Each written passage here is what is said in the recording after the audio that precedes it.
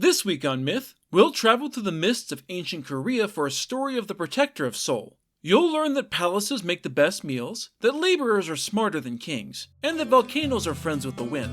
Then, in Gods and Monsters, a tiger will get into a battle of wits with a bunny rabbit.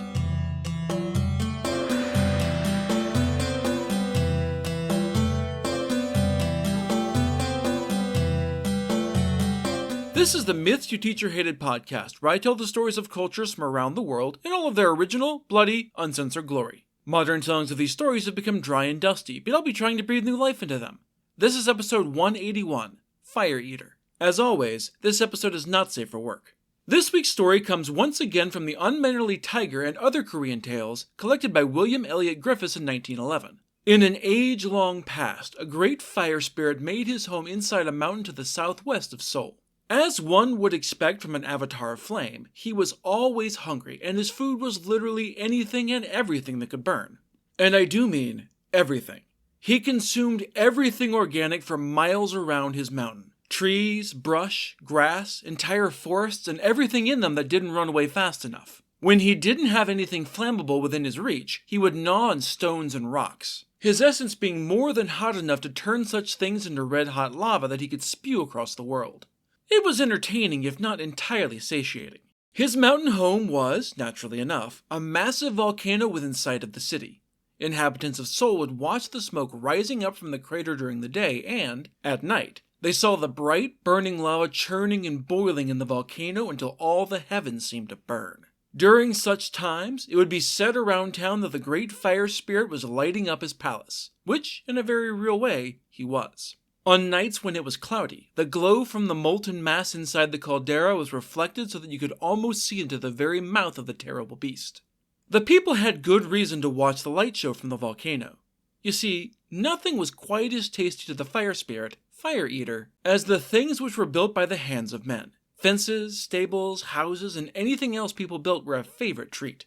The greatest of all, the one forbidden food that he longed more than anything to devour, was the royal palace. He had risen up out of his volcano one day and spotted the king's enormous home, bright and shiny and new. It had looked unbelievably appetizing, and Fire Eater had chuckled to himself as his mouth, well, not watered exactly, but dripped fire or something. That looks quite the feast for me. I could just mosey on down the mountain and gobble it right up. I wonder how the king would like it if I devoured his dainty morsel. Fortunately for said king, the great fire spirit was in no particular hurry. Anticipation just made the dish all the sweeter after all. And besides, it was always better to share with a friend, so he waited until Southwind was able to join him for his revelry. No rush, bro. Just let me know when you're ready, and we'll paint the town red in a splendid blaze of glory. We can light up the night and enjoy a lovely dance across town before they can manage to get a single drop of water on us and ruin our fun. Just make sure you don't let word slip to the rain clouds, or they'll come rain on our parade. Southwind was always down for a bit of fiery fun, so she readily agreed to Fire Eater's plan. It sounded like a splendid frolic. That night, when the sun went down, the fire spirit climbed out of his rocky home to greet the evening. He stretched up towards the sky in the volcano's crater and then began striding towards Seoul. Southwind joined him, flitting and dancing around until the gusts were so strong that no one dared go outside in a hat, lest they lose it. This was especially troublesome for the men in mourning, since the traditional dress included a massive straw hat as wide across as a washtub. Thus, these men locked themselves inside and played games at home.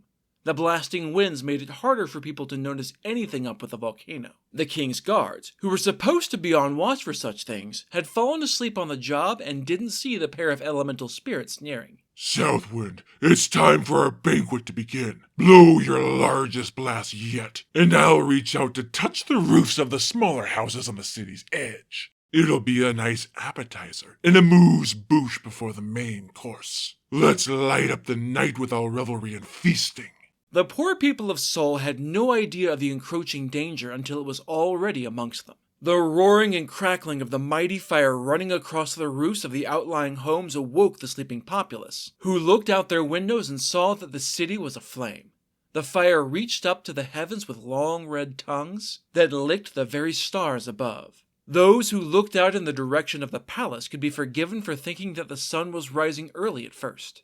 until the roofs and mighty columns began collapsing in a thunderous crash at least. The resulting pillars of swirling fire and clouds of sparks spiraling on the gusting winds told the story of the conflagration sweeping through Seoul. By the time that the sun actually did rise, there was nothing left but a field of ash and cinder where the magnificent buildings had so recently stood. Even the towering pillars of smoke had been blown away by south wind, leaving the world buried in a downy blanket of devastation. The king and his people in the palace had made it out with their lives by fleeing the fiery tidal wave of flaming destruction as fast as they could, but now they returned to see what was left, which, as it turned out, was nothing. They looked out over the ruins and contemplated this terrible loss, and they began to discuss what had happened. It didn't take long for the king to decide that this couldn't be allowed to happen again. Fire Eater needed to be stopped. For good. A council of wise men was thus called to discuss this question and figure out what to do the next time the flaming beast took it into his head to saunter into town and destroy everything. He's Godzilla, except he's an avatar of natural destruction instead of nuclear war. These wise, bearded heads bowed low in long, hard thought about the situation. They quickly realized that there was much they weren't experts in that were relevant. Invitations were soon sent out for all of the firefighters, stonecutters, fortune-tellers, dragon tamers, geomancers, and builders skilled in preventing fires were invited to come and give their advice and opinions on how to fight the hungry flame demon. The Council of the Wise spent several weeks listening and pondering before finally coming to a solution. They agreed that a dragon from China should be brought over to Korea. If such a powerful beast were kept safely in the nearby swamp, and fed well to keep it content, then surely it would be able to keep the fire spirit at bay. Dragons were also well known to be friendly with the winds. It would also be able to keep Southwind amused, and persuade it not to join in on any future dances of death and destruction. So like, inviting over your very own Mothra to keep Godzilla in check. Yes, I grew up watching Godzilla and other kaiju movies, why do you ask? Anyway, you couldn't just kidnap a dragon lest you end up with 2 angry giant monsters rampaging through your city. The one surefire way to convince one to become your protector was to bribe the shit out of it. Thus, the king sent emissaries to one of China's largest dragons, a water worm capable of calling down rain or spitting vast torrents of water upon its enemies. It took a great deal of finagling to settle upon a very expensive price, but it was finally achieved.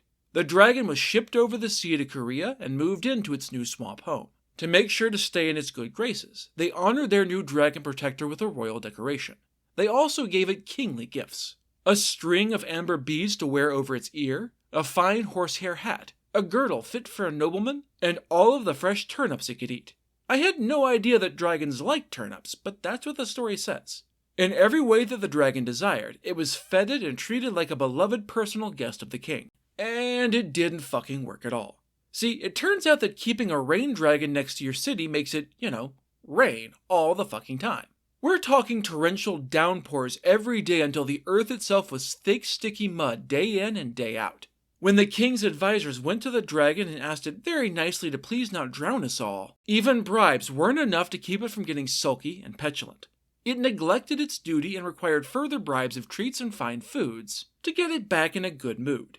This cycle soon made the dragon fat and lazy, like an overfed dog. One night, it fell asleep while it was supposed to be on duty protecting against volcanic destruction, while the winds were feeling especially frisky. Fire Eater had been frustrated by the presence of a water dragon in his favorite restaurant, so he'd been keeping an eye out for an opportunity. He quickly spotted that his supposed jailer was asleep on the job, and a smile lit up his face. He leapt up on the swirling winds and rode down to Seoul.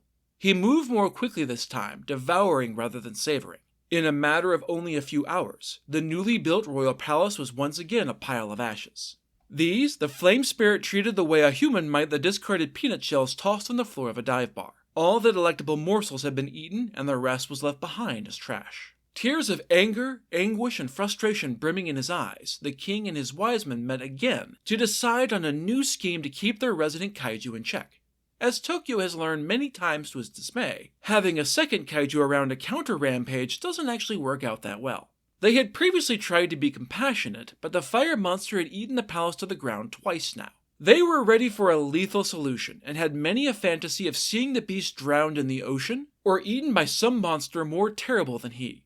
The Chinese water dragon was simply not up to this task, and it had plainly failed at its assigned jailer duties, so it was dismissed and sent back to its home. The fortune tellers, well diggers, and stonecutters were given more space to speak in this second round of deliberations. For many days, they studied local maps with the wise men. They spoke of geography and topography. They looked at the mountains, valleys, and the volcano around Seoul. They studied the changing air currents.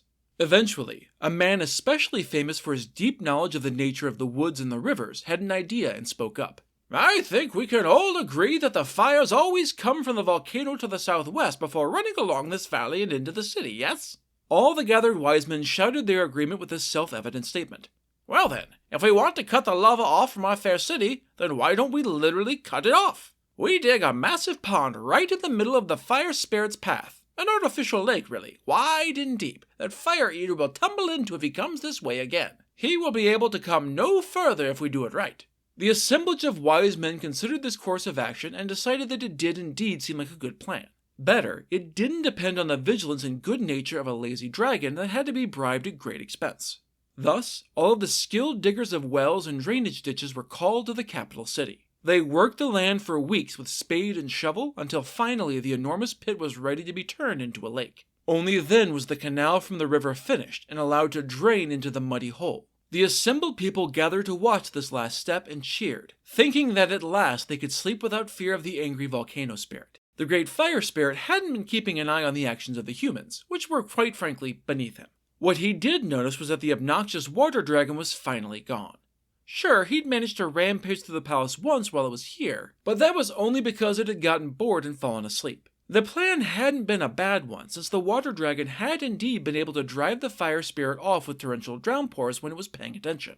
Since it was finally gone, Fire Eater figured he was free to rampage at will again. And he was hungry. Thus, the fire demon climbed out of his volcano once more and flowed down the slope towards the palace.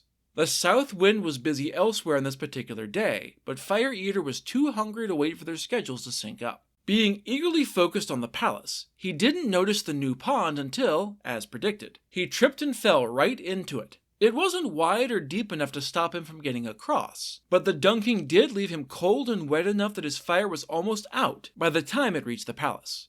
The demon only managed to eat half the palace before the firefighters arrived with their buckets of water and sand, and he was forced to retreat, still hungry and frustrated. It had worked out much, much better than the dragon had, and it had been much, much cheaper to boot, so the chief well digger was summoned to an audience with the king. In honor of his work in planning on the construction of the pond, he was conferred with a minor noble rank for him and his descendants. To start his line off right, he was also given 4 bales of silk, 40 pounds of white ginseng, a tiger skin robe, 60 dried chestnuts, and 44 strings of copper cash. Taken all together, it was a small fortune, much more than he could ever have hoped to make by digging wells, no matter how skillfully. He dropped to his knees to thank the king with all the humility he could summon. That said, the fire imp had still been able to make it across the pond and reach the palace, even if he had been greatly diminished in the doing. Thus, a master stonecutter, the chief of their guild, was called to his own royal audience. "Okay, so I know that you've proposed making a gigantic statue of a beast that could eat flames, one ugly enough to scare away the fire imp for years now. We've always worried that the cost was going to be disastrous for a piece of intentionally ugly art, but the cost of constantly rebuilding the palace is mounting. The pond was a great start, but it's not enough on its own, so now is your time to shine. Can you do it?" The stonemason assured the king and his court that he could indeed do this. They would not regret finally letting him complete his masterpiece.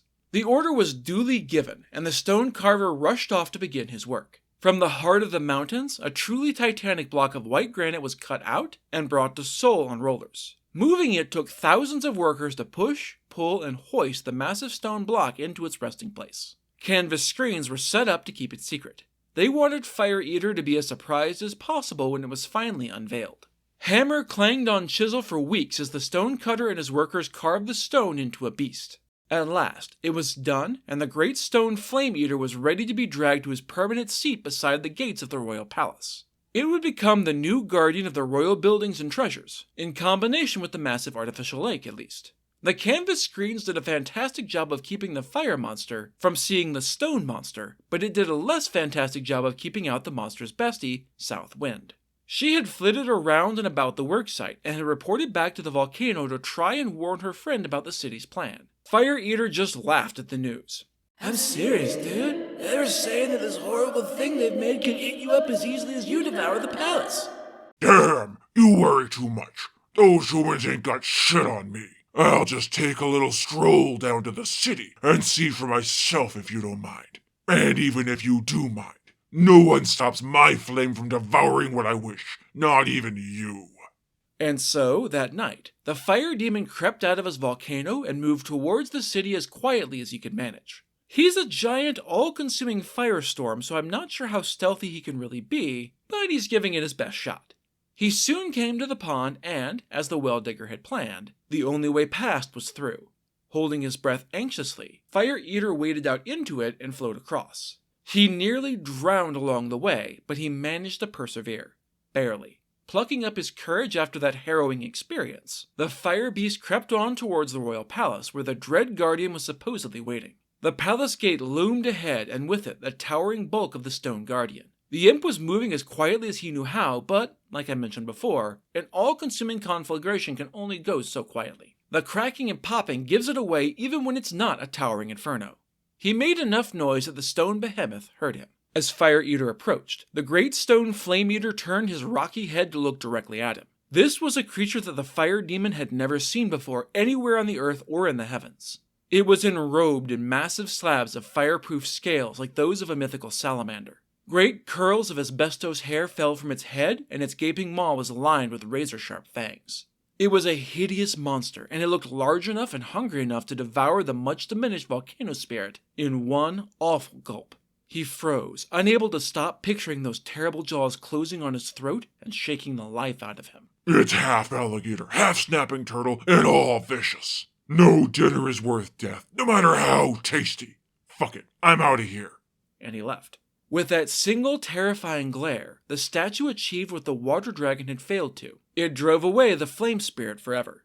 The volcano went dormant and never erupted again, allowing the city's inhabitants to stop rebuilding the palace over and over. If you travel to Seoul to this very day, you can see the ugly brute, the Haichi, who still keeps his endless vigil over the city, making sure that Fire Eater never returns. And so, with Seoul now safe from the constant threat of fiery destruction, it's time for Gods and Monsters. This is a segment where I get into a little more detail about one of the gods or monsters from the week's pantheon that was not discussed in the main story. This week's animal rivals are Old White Whiskers and Mr. Bunny.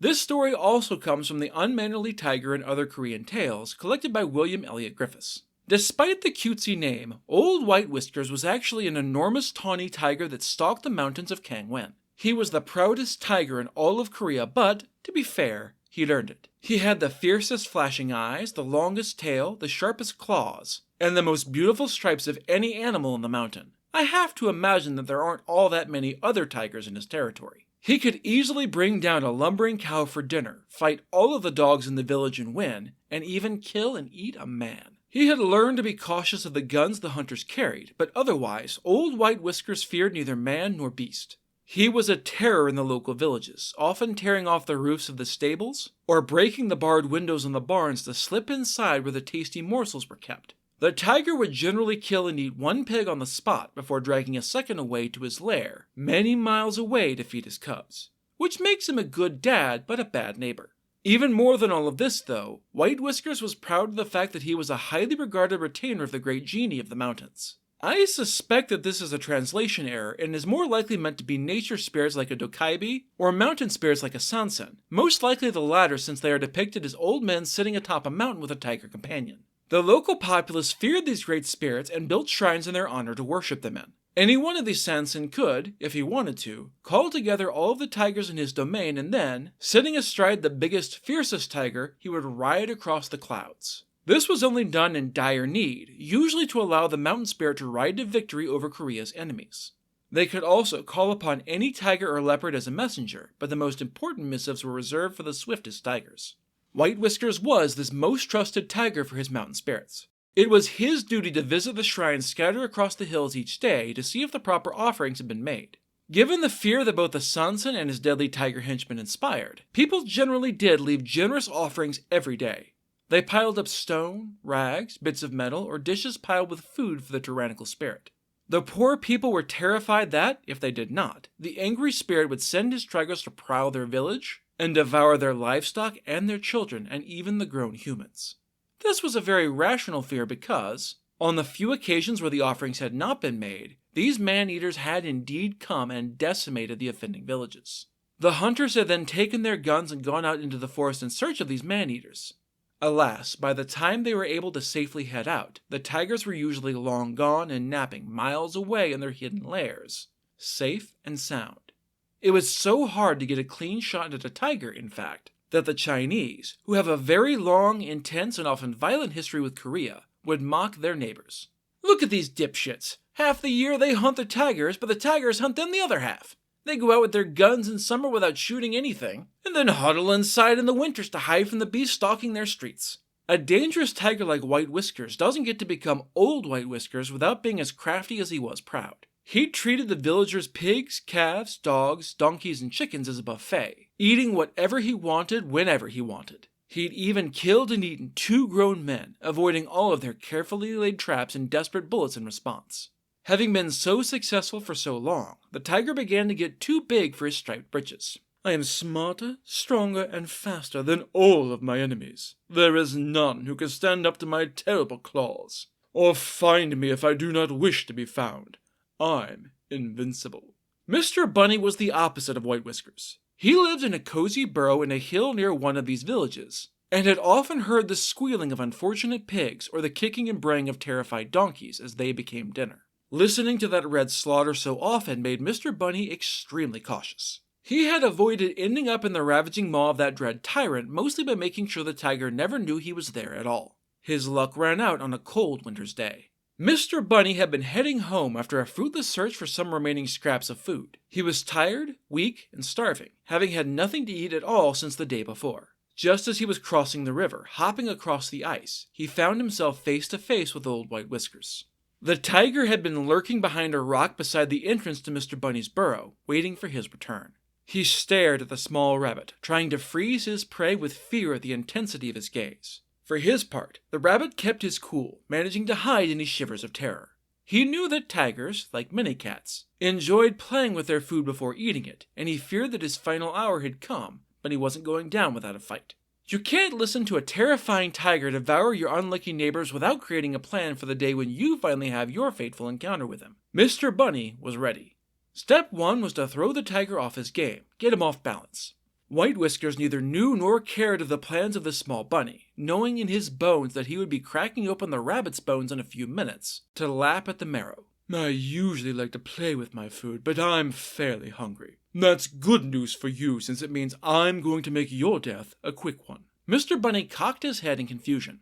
If you're so hungry, then why even bother with me? I haven't eaten well in weeks, so I'm just fur and bones. I'll hardly be a mouthful, barely worth the effort of chewing. Just seems an awful waste to me, your majesty, when I can get you a meal fit for one of your noble stature and prodigious appetite. If you work with me and let me live, I'll go up into the mountains and drive the game down to you. You'll get a massive banquet without having to lift a paw to hunt it, so long as you do exactly as I say. Old White Whiskers wasn't used to his food offering deals, so he sat back on his haunches to consider. After a moment, a toothy smile spread across his feline face.